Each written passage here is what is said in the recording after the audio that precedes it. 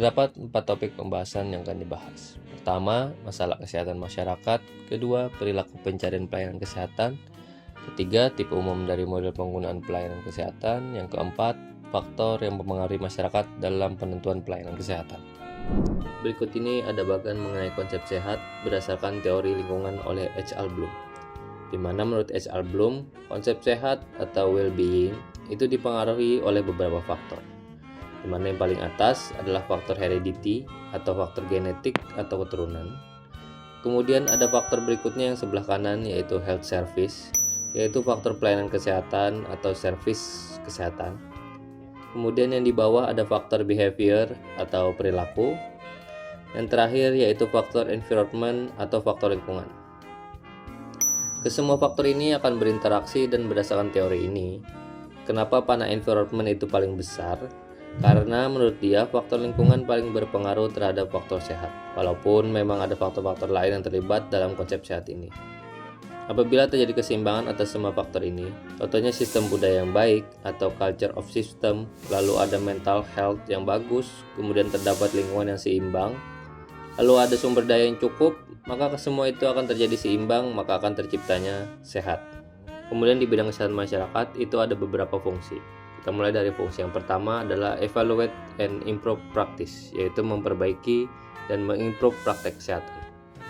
Yang kedua ada inform and educate about public health issue, yaitu mempromosikan atau memberikan edukasi tentang isu-isu dari kesehatan masyarakat. Yang ketiga yaitu assess and monitor population health, karena di kesehatan masyarakat itu ada bidang epidemiologi, maka berfungsi untuk memonitor populasi sehat atau sakit. Yang keempat ada build a diverse and skilled workforce, yaitu untuk membantu atau membangun suatu sistem kesehatan. Yang kelima yaitu maintain strong organization infrastruktur, yaitu membantu dan memelihara infrastruktur bidang kesehatan. Yang keenam yaitu investigate and diagnose health problems, yaitu menginvestigasi dan mendiagnosis sebuah penyakit. Yang ketujuh enable access to healthcare, yaitu mempermudah akses pelayanan kesehatan. Yang kedelapan ada strength community partnership, yaitu memperkuat hubungan dengan masyarakat. Yang kesembilan enforce laws and regulation, yaitu memperkuat hukum dan regulasi yang sudah ada. Yang terakhir yaitu develop policy and plans, yaitu mengembangkan atau membuat suatu kebijakan dan perencanaan dalam kesehatan. Di Indonesia masih banyak terdapat masalah kesehatan di masyarakat. Pertama, status kesehatan penduduk miskin masih rendah.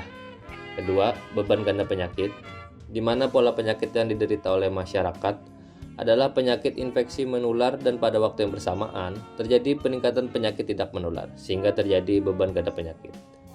Ketiga, kualitas pemerataan dan keterjangkauan pelayanan masih rendah. Keempat, terbatasnya tenaga kesehatan dan distribusinya tidak merata. Kelima, perilaku masyarakat yang kurang mendukung pola hidup sehat. Keenam, kinerja pelayanan kesehatan yang masih rendah. Ketujuh, rendahnya kondisi kesehatan lingkungan yang ada di Indonesia. Kedelapan, lemahnya dukungan peraturan perundang-undangan, kemampuan sumber daya manusia, standarisasi, penilaian hasil penelitian produk, pengawasan obat tradisional, kosmetik, produk terapeutik atau obat asli Indonesia, dan sistem informasi. Kemudian bagaimana sih perilaku masyarakat kita dalam mencari pelayanan kesehatan? Perilaku yang ditemukan dari rasa sakit yang diterima oleh masyarakat, hal ini disebut sebagai respon sakit. Sehingga dalam pembahasan tentang perilaku pencarian pelayanan kesehatan, maka mutlak mengetahui respon sakit, konsep pelayanan kesehatan, dan model penggunaan pelayanan kesehatan. Respon seseorang terhadap sakit itu sebenarnya dipengaruhi beberapa hal. Pertama, dipengaruhi oleh beberapa faktor. Yang kedua, dipengaruhi oleh karakteristik dan persepsi terhadap sakit.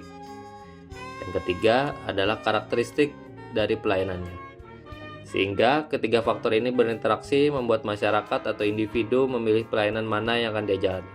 Hal tersebut disebut dengan respon terhadap sakit. Ada yang memilih pengobatan tradisional, ada yang ke dokter spesialis langsung, ada yang langsung ke apotek, terakhir ada yang memilih untuk tidak mengobati atau lebih memilih mengobati sendiri. Terdapat faktor yang mempengaruhi masyarakat dalam penentuan pelayanan kesehatan.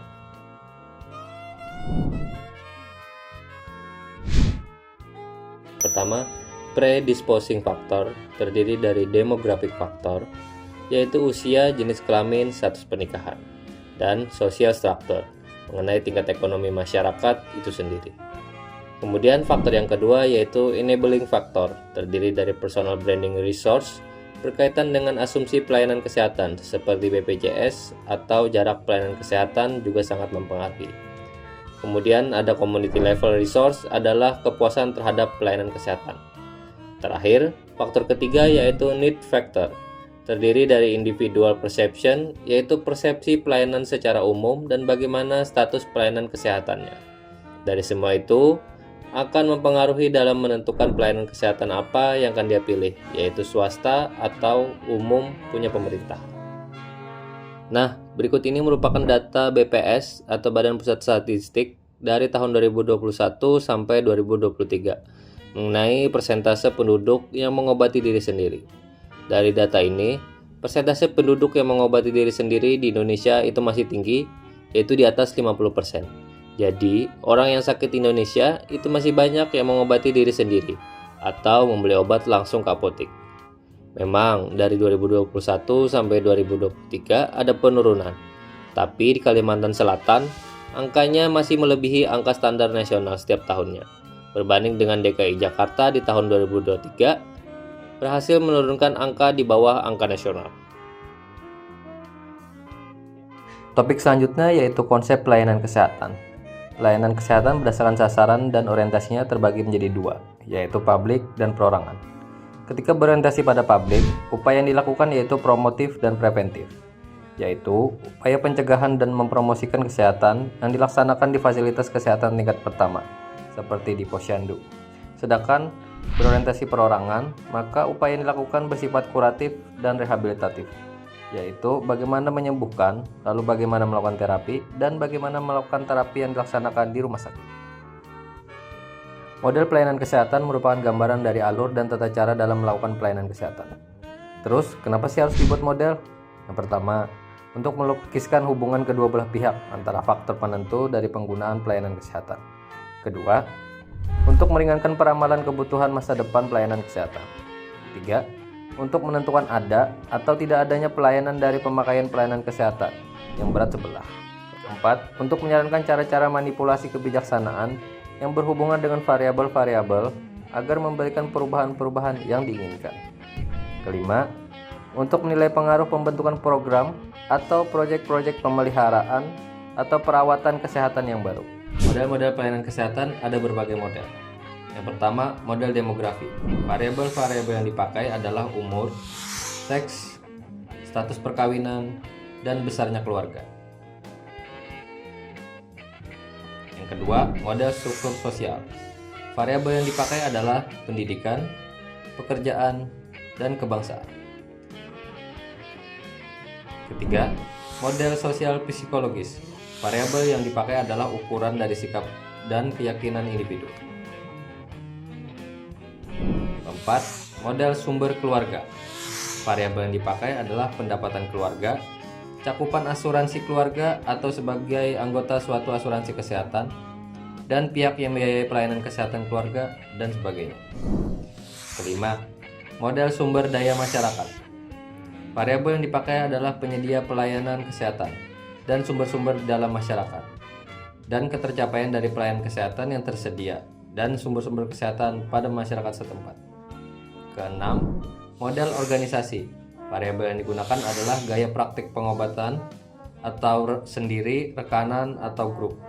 Sifat dari pelayanan tersebut, membayar langsung atau tidak, letak dari pelayanan, tempat pribadi, rumah sakit, atau klinik, dan petugas kesehatan yang pertama kali kontak dengan pasien, dokter, perawat, asisten dokter. Ketujuh, model sistem kesehatan. Variabel yang digunakan adalah demografi, ciri-ciri struktur sosial, sikap, dan keyakinan individu atau keluarga, sumber-sumber di dalam masyarakat, dan organisasi pelayanan kesehatan yang ada, digunakan bersama dengan faktor-faktor yang berhubungan seperti kebijaksanaan dan struktur ekonomi pada masyarakat yang lebih luas atau negara. Kedelapan, model kepercayaan kesehatan. Variabel yang digunakan adalah kerentanan yang dirasakan, keseriusan yang dirasakan, manfaat dari rintangan-rintangan yang dirasakan, dan isyarat atau tanda-tanda. Sebagai kesimpulan, setiap individu mempunyai perilaku berbeda dalam pelayanan kesehatan.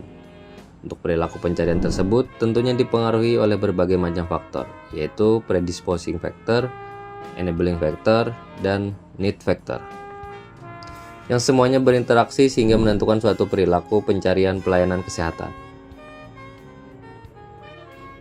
Sekian, mudah-mudahan video ini dapat membantu mahasiswa dalam mata kuliah Sosiologi Antropologi Kesehatan. Jangan lupa like and subscribe. Terima kasih.